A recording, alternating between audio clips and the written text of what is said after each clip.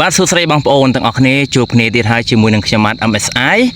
កន្លងមកបងប្អូនទាំងអស់គ្នាតែងតែសួររកពូជរ៉ូស៊ីដោយសាររ៉ូស៊ីគឺយើងដាច់ស្តុកមួយរយៈឥឡូវគឺចូលមកវិញហើយបងប្អូនហើយបងប្អូនយើងមួយចំនួនឮថារ៉ូស៊ីគឺចង់បានដែរមិនដឹងថារ៉ូស៊ីគឺរូបរាងយ៉ាងម៉េចអញ្ចឹងថ្ងៃនេះបងប្អូនសូមធ្វើវីដេអូមួយតាក់ទងជាមួយនឹងប្រភេទស្មៅរ៉ូស៊ីនេះមិនមែនខ្ញុំបាទទើបតែសារទេគឺខ្ញុំសាររយៈពេល6ឆ្នាំហើយបងប្អូនណាអញ្ចឹងនៅពេលដែលរដូវប្រាំងចូលមកគឺវារាងក្រហមព្រឿង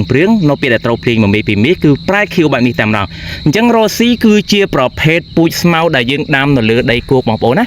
យើងអត់ដាំនៅលើដីទឹកទេបងប្អូននេះបងប្អូនមើលណាគឺបែបនេះ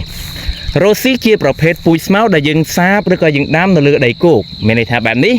ហើយរ៉ូស៊ីនេះគឺជាប្រភេទពូជស្មៅដែលតុនមិនថាខែប្រាំងឬក៏ខែវស្សាខែអីទេគឺតុនតែម្ដងរ៉ូស៊ីនេះទោះជាខែប្រាំងទោះជាក្រហមក៏នៅតែតុនវក់បែបនេះដែរបងប្អូនហើយកម្ពស់ឡើងបានរហូតទៅដល់5ទឹកបើសិនជាបងប្អូនទុក5-6ទឹកប៉ុន្តែកាលណាខ្ពស់ពេកគឺវាដួលអញ្ចឹងរ៉ូស៊ីនេះគឺជាប្រភេទពូជស្មៅដែលយើងអាចច្រូតឲ្យសត្វស៊ីក៏បានឬក៏បងប្អូនអរគ្នាអាចប្រឡែងឲ្យសត្វស៊ីដើរស៊ីបានយ៉ាងសេរីគឺអត់ខូចទេបងប្អូនណាអត់ដូចប្រភេទពូជស្មៅផ្សេងទេបើប្រភេទពូជស្មៅផ្សេងគឺនៅពេលដែលយើងប្រឡែងសត្វឲ្យស៊ីគឺវាខូចតែម្ដងអញ្ចឹងរ៉ូស៊ីនេះគឺតុនបែបនេះបងប្អូនណានេះបងប្អូនគឺតុនឲ្យបងប្អូនឃើញរាងក្រហមព្រឿងនេះដោយសារតាំងពីខែប្រាំងមកគឺខ្ញុំច្រូតក្រោយមកទៀតគឺវាចាប់ផ្ដើមត្រូវភ្លៀងមកមេពីមេគឺតុនបែបនេះតែម្ដងនេះបងប្អូននេះអានេះគេហៅថាប្រភេទរ៉ូស៊ីគឺបែបនេះអញ្ចឹងរ៉ូស៊ីគឺងាយស្រួល